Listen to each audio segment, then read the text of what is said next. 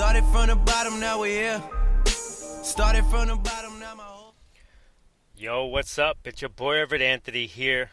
Alright, let's start out with hurricanes. I mean, have you seen that hurricane coming up the East Coast? I think it's like Hurricane Florence or something like that. I'm not even sure. I've had a few people reach out to me. They're like, yo, is there some hurricanes coming your way? I have absolutely zero idea. Like, I'm not even joking. I do not even pay attention. I mean, unless Twitter's telling me that the hurricane's coming, which it probably is, but I'm just not following those feeds. I'm really not paying attention. I just figured if one's about to hit us, I got a few hours. I can get in my truck and drive to the other coast or something. I'm not really worried about it right now. But yo, I don't understand, like, in 2018, how have the scientists not figured out a way to slow these hurricanes down? I mean, like, the main thing that gets a hurricane super strong is the water being way too warm. That's where it gets its strength from, right? So is there not a way we can't cool the water down? Like, there's gotta be some kind of science stuff that they can form, like some kind of liquid they can make, and we drop into the ocean, you know, maybe like 50 miles away from like the coast where it's about to hit. Like, I know the ocean is really big. There's probably a whole bunch of you yelling right now. You're like, you big dummy, do you know how big the ocean is? You can't cool the ocean down. Yeah. But, I mean, we can't cool down like a section of it before it's going to hit land? Like, if you scientists don't want to come up with something, like you guys want to be like super lazy, I mean, go get some dry ice, a whole bunch of dry ice. Let's drop it in the water. That's going to cool it off, right?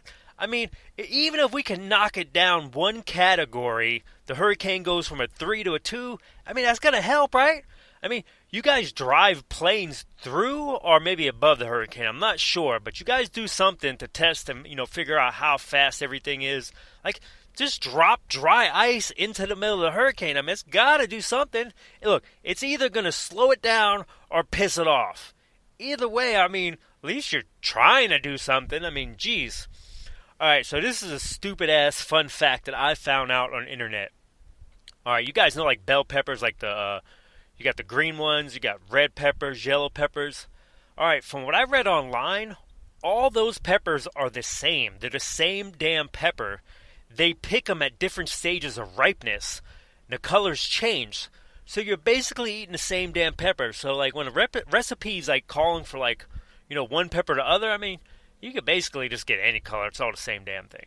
I know it's a stupid fun fact. I don't even know if it's true. Like, I didn't fact check it at all. I just read it and I was like, huh.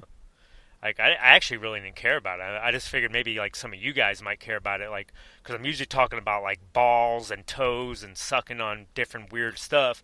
So I figured, you know, maybe if I try to talk about something intelligent that I still don't really know what I'm talking about, like, I'll just have you guys stay on the podcast for maybe, like, a minute or two while you guys will be listening, right? You're listening to my podcast, but right now, you're Google searching, is this fucking idiot right about the bell pepper thing?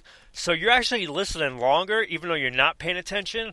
And I don't know if that actually helps my podcast or hurts my podcast, but I'm just going to go with it, because in my head, it sounds really fucking good. Alright, so I seen a story about a family in San Antonio, Texas. Now, the dad sold his, like, I guess it was kind of like one of his dream cars. I think it was like 17 years ago. He sold his car to support his family. They were in bad times. They had to sell the car, get some money. Maybe they had to pay rent. Maybe they had to, get some food. I don't know what the deal was, but he sold it because, he's a stand-up kind of guy. Now, his kids, 17 years later, somehow tracked down that car. And you're like, how the hell would they be able to track that car down 17 years later? I'm pretty sure the device you're listening to this podcast on is the way they fucking tracked it down on. Okay, sorry about that. Sorry, I got a little angry with that one. But they found it somehow, right? And they bought it back for the dad. Like, how freaking cool is that? I mean, I was reading this story, I was like, yo, that is freaking awesome.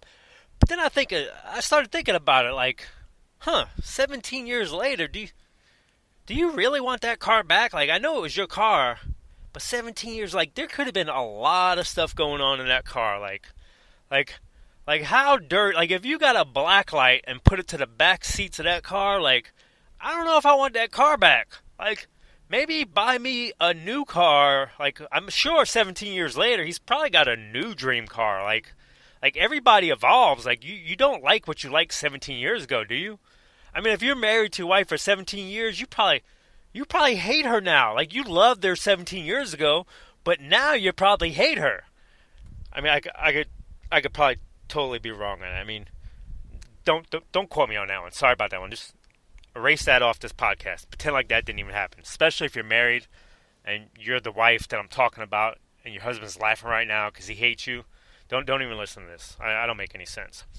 All right, so I got a question for you guys. So my kid came home, right? It's 2018. You know what they're still doing at school? Fundraisers. And you're like, Everett, what's wrong with fundraisers? Nothing's wrong with fundraisers. I mean, I've done plenty of them with her. Like, we take chocolate bars from door to door and we sell them. And, I know these people don't want to buy chocolate bars from strangers, but they still do, though. And that's not a big deal. But they're actually still doing the fundraisers when you bring a booklet around and the people have to pick out stuff from the booklet, write you a check, a freaking check in 2018. You take that check, turn it in, and they don't get their product for like 8 weeks, if they even get it. I'm sure there's lots of cases when people don't even get their damn product. Like, nobody wants to do that anymore. Yo, school, how about this? How about you just give us like a piece of paper with a website, and the people can order off the website. And then, you're like, well, the kids need to do something. Well, guess what? There's an empty slot where the kids write their name, so the people have to punch in their name so they get credit. It's 2018, dude. You guys need to step your programs up. I'm not walking around trying to give out, like, fruitcake that they're not going to probably get because I'll probably end up eating it if I'm really drunk after I get the product. Like, I'm sure somebody does that. It's just I don't understand why you guys are like trying. Like, it's bad enough that I have to do the kid's homework because the kid has no clue what's going on with the homework. Like, every time the homework comes home, and I'm like, so what do you do here? And she's like, I have no clue. I've never seen this before. I'm like, but this is homework, right? She's like, yeah, this is homework. I'm like, I'm pretty sure homework is stuff you've been doing at school, right? You're doing it at school, and then they give you more of it to bring home to practice what you've been doing. But no, when she gets home, I turn into teacher, and I have to completely teach her what it is. But here's the problem. In 2018, the way they do all their, like, math and all this stuff, like, it's completely opposite of what we did. Like, we were like, 1 + 1 is 2. Nah, they don't do that anymore. You got to break the 1 in half. You got to loan that half to a friend because that friend, is super sad because they don't have anything, and you got to share because you don't want to make that person sad, so everybody's sharing. So now you got to wait for that person to give that half back eventually. Sometimes they don't give it back. Now you got to figure out where you're going to get that half to make 1 to add to the other one to get 2. And that is exactly, like, you guys are probably like, you're pissing me off right now, Everett. You're not making any sense. Well, if you got a freaking kid, guess what? I'm making all the sense in the world. Homework is out of freaking control nowadays. Like, I constantly put question marks on some of the homework and tell her, go back to school tomorrow, ask the teacher what the hell you're supposed to do here, because you don't know, even though you're supposedly been getting teach this in school. That was taught, but I said teach, I know. I caught myself. But I don't know. Like, I'm super dumb. Like, I don't know what the hell's going on right here. I don't know why you're sending so much homework home for me to do. Like, I gotta cook dinner right now. I don't got time to do homework. Yo, check this out. That's all I got right now. Sorry, I'm in a bad mood. That's why this podcast might sound a little bit aggressive than normal, or it actually probably sounds completely normal. Actually, you know what? Let me dive into one more thing. Like, one more thing that happened today. I was driving, right? And I threw my phone down. I happened to hit my balls when I did it. And, ladies, if you don't have balls, when you hit the balls, it takes like 5 seconds. And in those 5 seconds, you're thinking to yourself, you're like, son of a bitch, this is going to hurt. And you're like, well, maybe it's not going to hurt. Maybe I didn't hit it the right spot. And then like 5 to 10 seconds later, that slow pain comes on. You feel like you're going to throw up. And I don't understand. Like, I'm 41 years old. How is it possible that, like, my balls haven't built up, like, a tolerance to pain? Like a skin kind of calyx over it. Like, why are you doctors not taking off the foreskin that you take off the penis and put that around the balls like a helmet to block it? Because I don't understand why I still feel pain down there. You would think, like, you get older, stuff wears off, like your kneecaps don't work anymore, you got to get knee surgery, like stuff wears down. But pain in your balls, I think it's actually worse.